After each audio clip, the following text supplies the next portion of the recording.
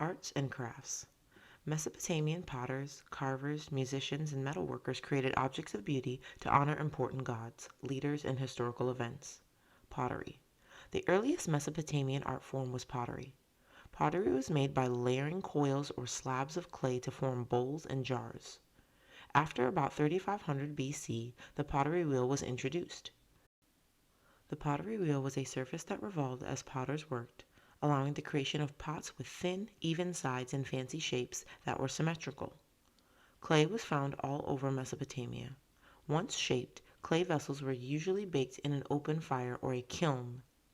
This bowl from about 2800 BC was made from limestone and inlaid with shells.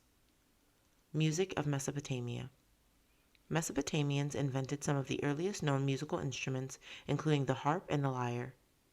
Music was composed and played to entertain royalty during feasts and gatherings.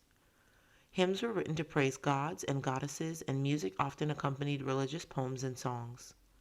The oldest form of sheet music was carved into clay tablets. Drums and tambourines were also a part of Mesopotamian music. The art of carving. Around 3000 BC, Sumerians began to carve statues out of stone and use shells as inlay. They also carved decorative patterns on pottery and buildings. The most dramatic carvings found in Mesopotamia are the reliefs and statues that decorate palaces and temples. These carvings tell the story of battles or the power of kings. This lyre, which is missing its strings, was found in the tomb of a Sumerian queen. When it was discovered, the excavator filled the holes where the wood once was with plaster to reconstruct the shape of the instrument.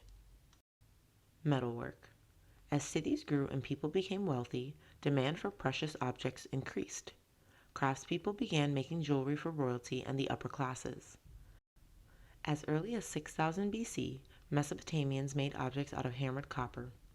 By 4000 BC, silver and gold came into use, and bronze in about 2500 BC. By 1000 BC, iron was being used to make tools and weapons. Early Mesopotamian statues of gods were made from gold, silver, and bronze. Cups, vases, harps, and lyres were also made of metal. Craftspeople spun gold and silver threads to use in handiwork. It was also common to beat metal into thin sheets and form it into shapes or stamp it with patterns. A gold helmet made by hammering the gold into the desired shape. A Sumerian princess named Puabi wore this elaborate headdress made with gold, silver, and a blue semi-precious gem called lapis lazuli. This hammered metalwork adorned a palace gate in 858 BC. Casting metal. The lost wax method was used to cast metal to create several identical objects. It involved carving a model in wax and covering the wax with wet clay, leaving a small hole in the clay cover. The clay cover model was put in an oven.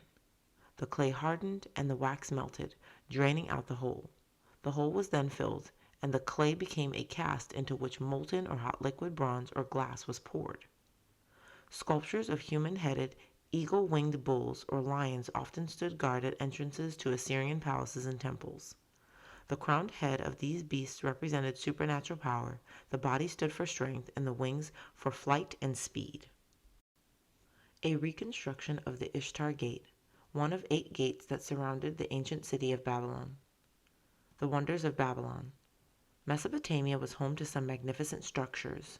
Terrace walls were built around open spaces that were filled with soil and planted with magnificent gardens. King Nebuchadnezzar II ordered the construction of the Ishtar Gate, the largest of 8 entrances into the walled city of Babylon. Made from bright blue glazed bricks, the giant gateway was decorated with relief sculptures of bulls and dragons. Reliefs are carvings that are raised from their backgrounds. The clay tablet on the far left shows early Sumerian pictographs. Next to it is a cylinder seal carved from limestone. Limestone is a soft rock that is easy to carve. Cylinder seals. Mesopotamians often employed scribes to write important business documents for them on tablets of soft clay. The tablets were then signed by the sender by rolling a personalized cylinder seal across it. The seal was similar to a signature and only used by the owner. Cylinder seals were used on ancient documents for about 3,000 years. The seals were rarely more than 2 inches or 5 centimeters high. They were most often made of stone but were sometimes made of bone, ivory, glass, metal, wood, or sun-dried or baked clay. They were carved with miniature animals, gods, and other figures, as well as cuneiform characters. Very skilled craftspeople carved the design backwards so that it would come out the right way when rolled across the clay. Artists painted murals or used brightly colored glazed bricks and plaster to make scenes to decorate temples, palaces, and houses. Technology. Mesopotamians made important discoveries and inventions. These inventions and systems changed the way people lived. Going places. The earliest known use of the wheel was in Mesopotamia more than 6,000 years ago. The first wheels were solid, made from planks of wood shaped into discs and held together by copper or wooden brackets. They were used on carts and chariots. The Euphrates and Tigris rivers were the main trade routes of Mesopotamia. Boats carrying goods along the rivers were often built with sails. To get the boats back home, they were hauled overland by oxen. Early chariots were very heavy and slow, but design improved with time and use. By the time of the Assyrians, chariots had spoked wheels instead of solid wheels, which made the chariots lighter and faster in war. In the marshes of southern Mesopotamia, small boats were made of reeds and covered in bitumen, a thick, sticky tar. Today, people in the marshes use wooden boats. Passing time. The priests of Mesopotamia studied the position of the stars, the planets, the moon, and the sun, and they used this information to calculate dates and the start of seasons. The original Sumerian day was broken into 12 hours, with 6 hours of daylight and 6 hours of darkness. The new day began at sunset. The length of an hour changed to match the amount of daylight at different times of the year. The 12-month calendar also originated in summer. Sumerian months were lunar, or based on the movements of the moon. Each month began with the full moon. The Babylonians later introduced the 7-day week. Numbering systems. Mesopotamians based their counting system on the number 60. 60 can be divided in half, 30, thirds, 20, quarters, 15, fifths, 12, sixths, tenth, and tenths, 6. The Assyrians used the base 60 system to become the first people to divide a circle into 360 degrees.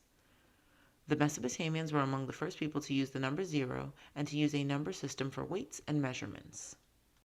Medicine and healing.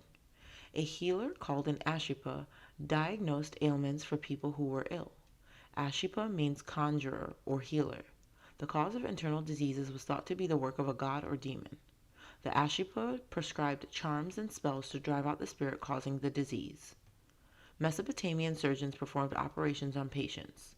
The payment of a surgeon was based on the rank of his patient. Surgeons were charged a cost for making a mistake. If a surgeon saved the life of a rich person, he was paid very well. If he saved the life of a slave, he was paid only 1/5 as much. If a rich patient died during surgery, a surgeon might lose his hand, while the death of a slave cost the surgeon the price of a new slave. Another kind of healer, called an Asu, was a specialist in herbal remedies. The knowledge of what herbs to use was written on clay tablets.